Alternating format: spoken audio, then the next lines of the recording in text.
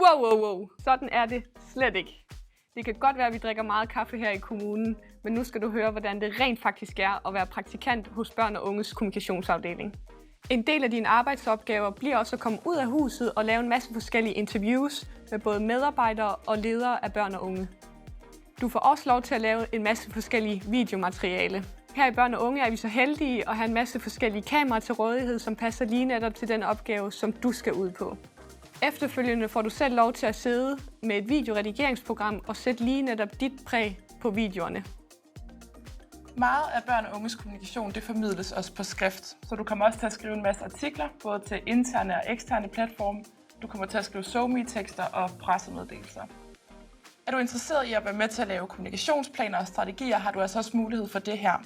Her kan du få lov til at tænke højt om alle dine kreative idéer til f.eks. en ny kampagne. Sidst, men ikke mindst, så bliver du del af et helt fantastisk team, som står klar med både faglig sparring og et rigtig godt socialt fællesskab. Fra første dag af vores praktik har vi følt os utrolig velkomne og som et vigtig del af teamet.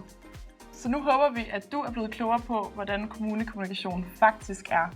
Så kunne du tænke dig at blive en del af en spændende arbejdsplads med masser af forskellige kommunikationsopgaver og plads til selvstændighed, så send en ansøgning om at blive en af forårets 2 praktikanter her hos Børn og Unges kommunikationsafdeling.